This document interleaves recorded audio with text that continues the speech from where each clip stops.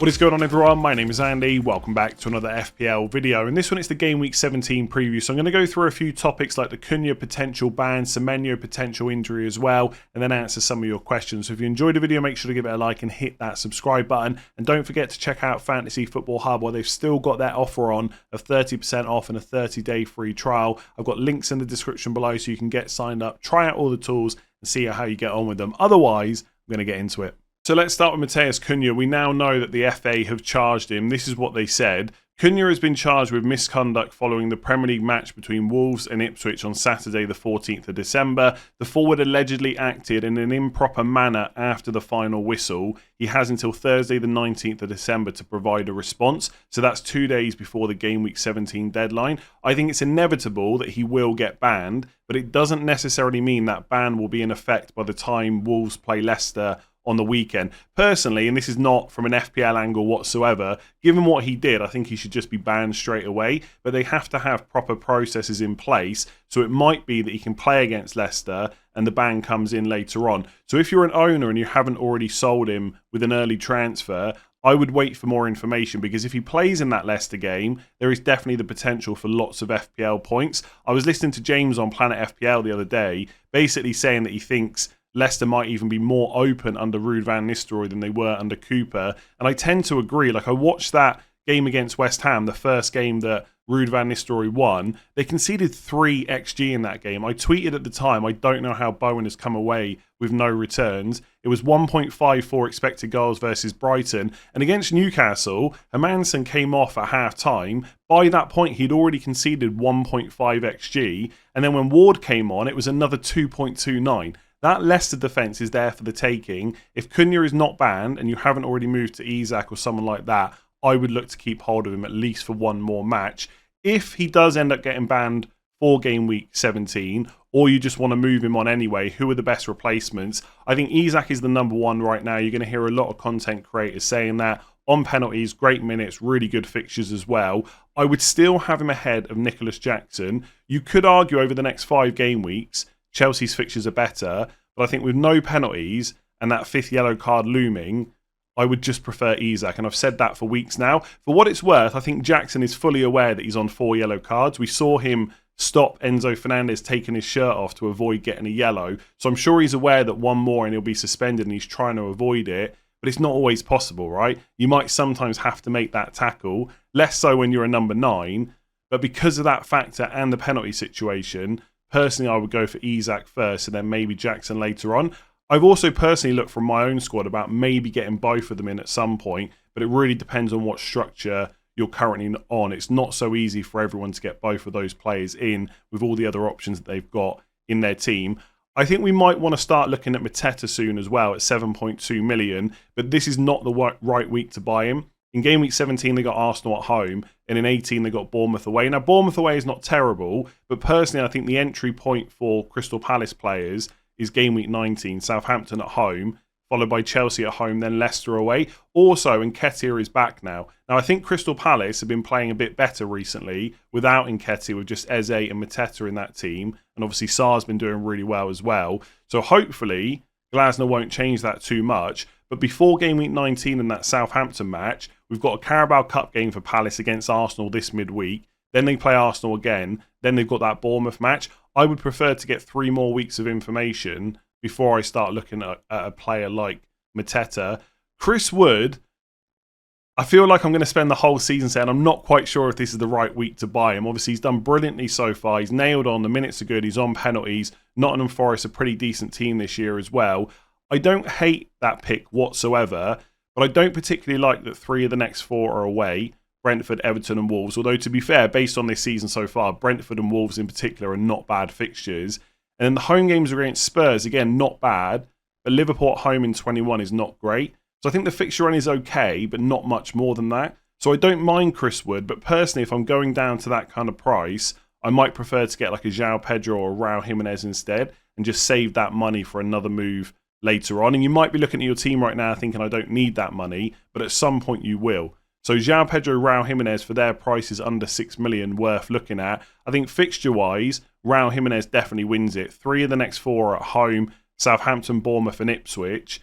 but there are maybe slight more minutes risk. It's not like João Pedro can't get rotated, but I think it's less likely than Jimenez missing out for minutes. So if I was buying one right now, I think because he's a bit cheaper and 3 home games in the next 4, it's probably Raul Jimenez. But if you want to go a bit safer, I still think João Pedro is fine despite the lack of returns recently. In terms of other options, you've got like Havertz at Arsenal, but personally I think there's better ways to spend your 3 Arsenal slots and not a huge amount of other players that I'd be looking at. If you've got Strand Larsen, obviously you're keeping him for Leicester, especially if Cunha's missing because he's going to get more minutes. But I don't think he's one to bring in right now. So Isak would be the number one. I think maybe Jimenez is the cheap option, but João Pedro is probably a bit safer. So for those of you that own Semenyo, you would have seen that he came off early in the West Ham game around the 67th minute. That's only the 4th time this season when he started that he hasn't completed the full 90. And 2 of those 4 games were 84 and 88 minutes. So he has been fairly reliable. In this case, he had a bit of an issue. Iraola spoke after the game and said he's not suffered a hamstring injury and was just taken off because he was feeling tightness. So potentially he will be available for that Man United away game in game week 17. And we'll hear from Iraola again ahead of the weekend's matches. So if you haven't already sold him, I think there would be some temptation to keep hold of him because if he's fit and available, his minutes have been pretty good. And I don't think the fixture run is that bad either over the next 4 game weeks. Man United away this week, maybe not great. But then Palace at home, Fulham away, Everton at home is not terrible whatsoever. And out of the other players in and around his price, he does have the highest goal threat out of all of them so far this season. I know he hasn't delivered on that for a while, but there is still potential there, especially if you don't have the spare transfer to deal with him. The only slight concern I would have is even if Iraola says he's available, there is a bit of a quick turnaround for Bournemouth game weeks 18 and 19. So Man United away is on Sunday the 22nd. Then they play Palace on Thursday the 26th, and then the Fulham game is on the following Sunday. Now, generally, I would expect Semenyo to play close to 90 in all of those games, and I guess for any player, there's a chance of a slight reduction in minutes over Christmas. But if he has got a bit of an issue and is feeling tightness, they might manage him a little bit more. So if you are concerned, you can maybe get rid of him. But if Iraola says he's fine, I would be tempted to keep. In terms of options you could move to, Rodgers has now gone to 5.3 million. I wouldn't buy him now. You can keep hold of him if you've already got him in your squad, but he's on 4 yellow cards. The next couple of fixtures are not ideal. Then you've got Ahmad at 5.2 million, Kluivert at 5.5, Enzo at 5.1, and Iwobi at 5.7. I've ordered this list in terms of who's got the highest goal threat. So you can see Semenyo at 0.31 expected goals per 90. In comparison, Amad Diallo is only 0.19. But I think with the statement that came out yesterday from Rashford, the interview he did, where he didn't say he was leaving Man United, but what he said kind of pointed towards that maybe happening at some point soon. Not necessarily in January, might be in the summer. And the fact he wasn't even in the squad last week. Ahmad's minutes in that front 3, I think, look pretty good. Not guaranteed. I don't expect Garnacho and Rashford just to be out of the squad for the whole season. But I think given how well he's playing right now, he will get a lot of minutes there. And if he's not playing in that position, he'll play as a wing-back. So I quite like him at 5.2. I think the next 3 fixtures are good. I said on yesterday's video, I think Enzo's minutes long-term are maybe a little bit safer than Ahmad, but that's not guaranteed. I think Ahmad's goal threat is probably a little bit better. But Enzo's definitely got the fixtures over the next 6. So those 2 players are probably where I would move to. Unless you've got money to upgrade Semenyo to someone else, like an Eze later on or something like that, I think I'm going cheaper and I'm going Ahmad or Enzo. Kluivert's not bad because he's on penalties, and with Tavernier out and maybe Semenyo possibly having a slight issue, his minutes go up. But generally, he's always sub by like the 70th minute or in and around that. I just don't like that, even if he's on penalties. And Iwobi's fine at 5.7, and Fulham have the fixtures, and he's got like almost guaranteed 90 minutes. But the underlying stats are nothing to get excited about, like 0.12 expected goals per 90 is pretty low. There's defenders that are higher than that. So I don't mind Iwobi as a guaranteed starter, guaranteed 90 minutes every single week, unlike a lot of these players on the list. But in terms of what he's going to deliver on the pitch, I'm not quite sure that's who I would go with. But it's fair to say that Fulham really do have the fixtures right now. I spoke about Raul Jimenez already. Those 3 home games in the next 4 are great. And even after that, it's West Ham away, Leicester away, Man United at home. So it's not getting that much worse afterwards. So I don't mind Iwobi, but I'm not sure I would go there. I think I'd go really cheap. Ahmad at 5.2, Enzo at 5.1. Save a bit more money, use that elsewhere. But if Iraola says Semenyo is fine, I still think there's some case to be made to hold on to him. So let's answer some of your questions. How do we let go of Bruno Fernandes? Every week I want to downgrade him in order to upgrade elsewhere, but then he keeps performing and I'm finding it hard to sell him. I've looked at his remaining fixtures and I can't see a good time to jump off. I'm concerned I'm going to be stuck with him all season. That last point made me laugh because I don't get the concern for a guy that's continually getting you FPL returns. Like, surely that's what we want. But to be fair, you were not the only person to ask me about Bruno. So how I would handle him is the same as any other player. Forget what's happened so far because form and stuff like that can change quickly. After like 7-8 game weeks, I saw people discussing whether Bruno Fernandes was just dead as an FPL option forever. And now it's like, how can we even let go of him? So forget what's happened. You only need to decide whether he's going to keep returning. Now, Fernandes starts every single game, may not play 90 minutes each time now because we're not under Ten Hag anymore and he has been subbed early in a couple of games recently. But he's always going to start. He's usually going to play close to 90. He's on penalties. He's got good underlying stats. Mason Mount injury means Fernandes is more likely to play in that front three more often as well. And the fixtures are good. So over Christmas, you've got a guy that's going to play every game with Bournemouth at home, Wolves away, Newcastle at home. Your jump-off point is potentially game week 20 for Liverpool away. I may even bench him that week. But then you've got Southampton at home, Brighton away, Fulham away, Palace at home. So what's the issue with having a 8.4 million midfielder on penalties, guaranteed to start every game with good fixtures? There's no problem. So the only time to downgrade him is when you think you can get more points by a different combination of players. Like, if you can go up to Saka, Palmer and Salah and you haven't got them, great, then you sell Bruno Fernandes. But if you're going down, I don't think there's too many players that will do better than him. So then it's about the combination. So for me, I've got Bruno Fernandes and Raul Jimenez, or you could even say I've got Bruno and João Pedro. Instead of those two players, it could be Isak and then a 5.7 million midfielder, like an Enzo or Amad Diallo or someone like that. And I would love Isak in my team. I think he's great right now. But I don't think he's miles better than Bruno Fernandes. So to use 2 free transfers to change those positions, I don't think is really worth it. So for this week, I'd probably rather just have Fernandes and João Pedro, or Fernandes against Bournemouth at home and Raul Jimenez against Southampton at home, and not have Isak and have another spare transfer next week in case I have a change of mind or I run into a bunch of issues. So I don't see a concern with holding Bruno. I think he's great right now. Is it the time to buy him? Maybe not. There's maybe other players to look to target. But unless you think another player can get you more points, there's no need to sell him.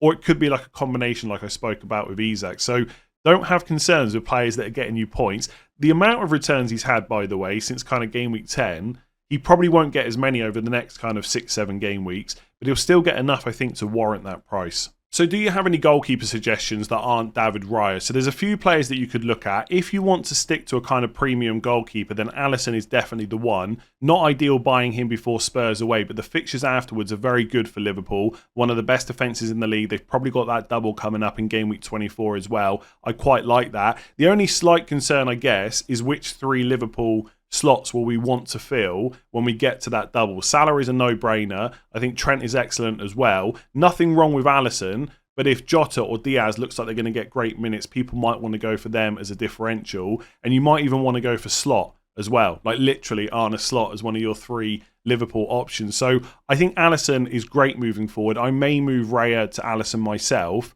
but I think it's a little bit up in the air about exactly which 3 Liverpool I would want later on. If you're going to come down in price a bit, Jordan Pickford I put on the list because, again, if there is that double in game week 24, Everton will double as well as Liverpool. And they have got like 6 clean sheets already this season. But buying him before Chelsea at home and Man City away doesn't seem ideal. After that, it is Forest at home, Bournemouth away, Villa at home, up to game week 21. So potential for some clean sheets there, given how hard Everton can be to break down. But I'm not sure he's someone I'd necessarily want to buy right now. I don't mind Onana at a similar price. He's a bit more expensive. I think he's just over the 5 million price point. Yeah, so 5.2. Also, by the way, Onana, the top scoring goalkeeper on 67 points. Pickford only just behind on 66 for 4.9 million.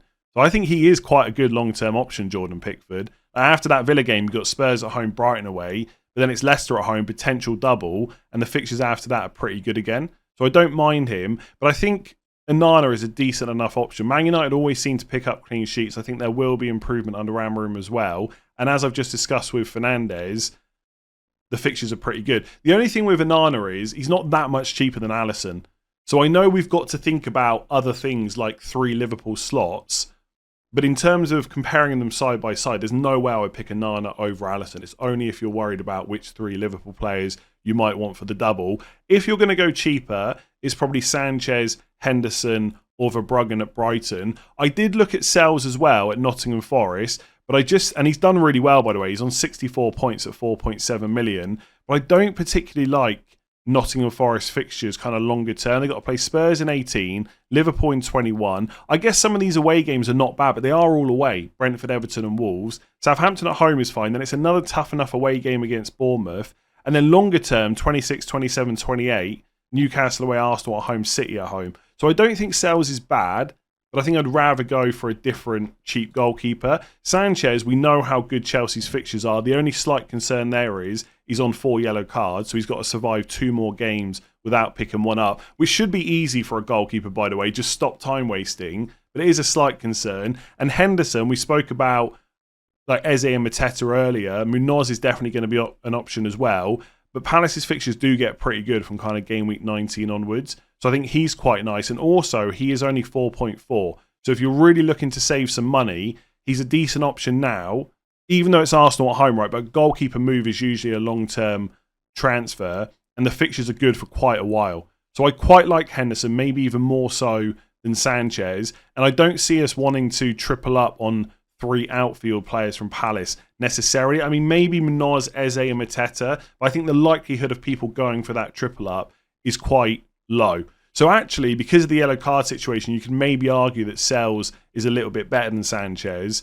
But I think Henderson might be the pick of the cheaper options. Like, Brighton are a bit frustrating because their defensive numbers aren't great. I feel like they should be better than they are. But the fixtures are still pretty good, which is why I included Verbruggen. So for me, I'd either go premium with Alisson, maybe even Pickford at 4.9. I think that's a pretty good price. Or Dean Henderson at 4.4 looks good. I don't mind Sells at all if you want to go for him and back that Forest defence, but I think there's better options in and around that price. So is Erling Haaland a must sell? I'm in a big dilemma whether or not to sell him or hold him as the fixtures are about to get a bit better. So the run between 18 and 22 is pretty good. It's Everton at home, Leicester away, West Ham at home, Brentford away and Ipswich away.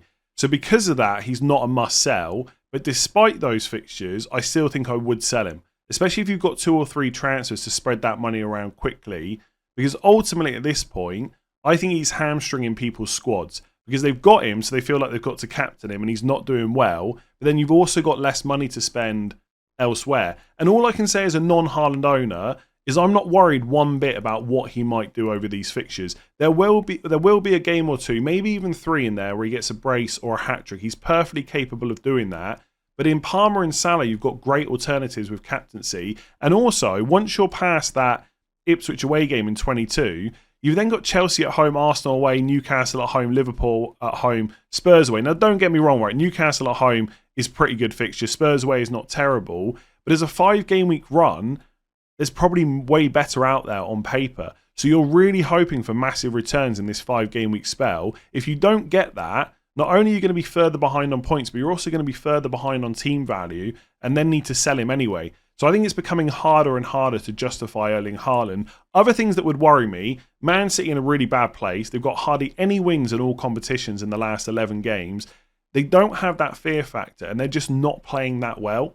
Like, I have seen Man City tear Man United apart so many times, and I appreciate this is now Ruben Amorim's team, not Ten Hag's, and the structure is a little bit better now. But at no point did Man City really worry Man United in that game. So many times in the past they would have done.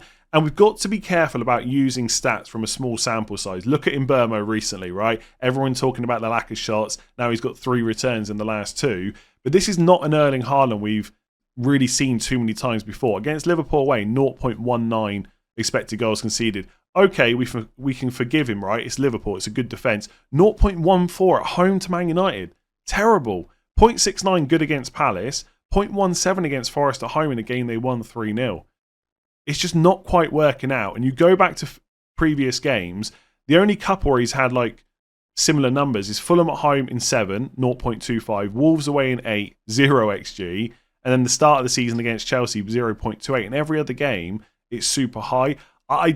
I don't know. That's all I can say is I'm not worried about him as a non-owner. He could score a hat-trick in the next game. I'm not buying him. I love how my squad looks right now. And if I want to use the assistant manager chip around game weeks 24, 25, if there's a double, I'm going to need more money to get that manager in. So I don't think he's a must-sell, but I think it's really difficult to justify him right now. And if you're worried about selling him because he might score a hat-trick, hardly anyone owns him anymore in terms of engaged managers, so it's not even that big of a deal. I think at this stage, if you've got Haaland, you've got to be a certain type of manager that is willing to take on the risk, because if you keep him, you've almost got to captain him. Because if you're not, that is a waste of money. So are you prepared to go against the high captaincy from Palmer and Salah with the fixtures Haaland's got coming up and take that risk? If you are, then maybe keep hold of him. But I think your overall squad will just look better without him, and you've got other players you can captain. So is Bukayo Saka consistent enough for the price? I think the simple answer has to be yes, given what he's done so far this season. So if you look at the number of returns, he's got 5 goals, 11 assists, so 16 attacking returns total in 15 starts. So just over 1 return per start. That is pretty good, and that's why he costs more than 10 million. It just so happens that recently, in the last 7 game weeks, all his returns have come in 2 games. So last 7 game weeks, he's actually blanked 5 times, but he got 6 attacking returns against Forest at home and West Ham away. That can happen sometimes. I would not trick yourself into now thinking that Bukayo Saka is not consistent or that he's out of form or something like that. And if you are an owner, it's Palace away and Ipswich at home. You are not selling him before Ipswich at home. So any plans you've got to sell Saka, forget about them until 19 onwards. Start thinking about that game week instead. And by the way, I think when you get to game week 19, he's actually going to be a pretty nice hold, because although the fixtures get tougher from a defensive point of view for Arsenal, they're quite good from an attacking sense. And actually, as someone on triple Arsenal defence at the moment, I'll be looking to come off that and probably going for a few cheaper players. So ironically, it might be that when we get past the Ipswich game, Saka might be more beneficial for my squad than he is right now. So I think you're definitely keeping hold of him. In terms of him in the larger picture of FPL, I've said this for a while, so this is not a reaction to recent game weeks. For anyone that's on the Palmer, Saka, Salah template, you're never captaining Saka. You're always captaining one of the other two. There is no game week where Saka is the standout captain. And I've said in the past, right, the game in game week 18 against Ipswich at home, if you wanted to go for him as a differential, absolutely fine. But you're backing against Salah against Leicester at home. And I've said earlier in the video, that Leicester team is very open. Salah could get a hatful of returns in that game. And in Palmer and Salah, you've got higher goal threat as well. And neither of those two players are giving their penalties away like Saka. So as a captaincy option, Saka's always going to be kind of second or third, fourth, fifth best compared to Palmer and Salah. One of those will always be the standout. So because of that, it doesn't mean you've got to sell Saka eventually, but his value is a little bit less because you are never going to captain him.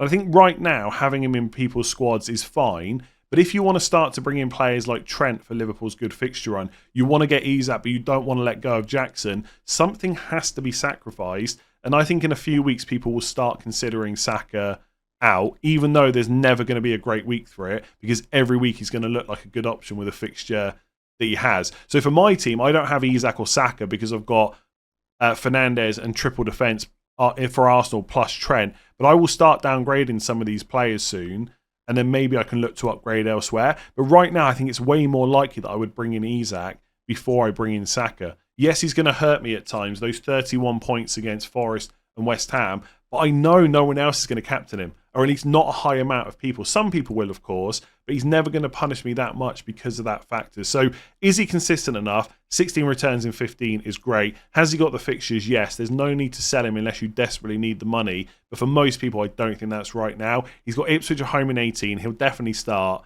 You ain't getting rid of him before then, so stop thinking about it. So if we haven't wildcarded yet, how should that influence your transfers until game week 19? Should we be more inclined to roll transfers knowing we can bring in all the players we want soon anyway? So there's 2 things I would consider. One is the same as any other transfer you're thinking about making. How many points is that going to gain me? In this case, how many points will it gain me before wildcard? And in some cases, you might just have a big upgrade to make. I know this is probably an extreme example, right? But let's say you've got Ethan Pinnock in your team, Forest at home this week, Brighton away next week, playing for a pretty poor defence, and you've got the money to go to a Gabriel. Even though Gabriel may or may not be on your wildcard in 19, for the next 2 game weeks, that feels like a pretty big upgrade. So I would spend the transfer on that. So you can consider that for the players you've got in your squad. The other thing to think about is actually maybe team value as well. Now, it's a bit late because he's just gone down in price last night. But if on wildcard you're going to switch from a Rodgers to an Enzo or a Rodgers to Amad Diallo, one's going down in price, one's going up, and the Amad and Enzo options look better over the next 2 game weeks anyway, that's also maybe a transfer you can make. I think with wildcard, it's great if you can roll 2 or 3 transfers into it and come out the other side being super flexible. But I don't think it's the end of the world if you've only got 1 or 2 the other side. Because if you wildcard, your team will be well set up for the next few weeks where you'll be able to roll a few transfers anyway. And even if you get to like 4 or 5 transfers and then wildcard, all you're really doing is taking some short-term punts, but after the wildcard rather than before, if that makes sense. So for example, right, if you went into game week 19 with your wildcard and you know in game week 20 you've got 4 or 5 transfers, you may do something like putting Son in your team for 19 Wolves at home, 20 Newcastle at home, rather than Saka, because he's got 2 away games against Brentford and Brighton. And then in 21, you might bring Saka in because you've got so many transfers spare. If you don't do that, and you're looking to have one of those premium midfielders in your squad in 19 on wildcard, you just put Saka in instead. So I think transfers are still perfectly fine to make for team value reasons, and obviously more importantly for points reasons as well. There's still points to be gained over the next couple of weeks. Either way, I think Game Week 19 wildcard is looking pretty nice, and I think the team you come up with is going to be quite different to what teams look like right now. It's definitely going to be way different to what my team looks like right now. So I'm quite happy that I've been able to get a few transfers myself, but I don't have a wildcard to completely fix it. Hopefully that helped. If you enjoyed the video, make sure to give it a like, hit that subscribe button, rate 5 stars if you listen on podcast, and don't forget to check out Fantasy Football Hub using the links in the description below. They've still got their 30% off and 30-day free trial on at the moment. I will leave it there, and I'll be back tomorrow with team selection.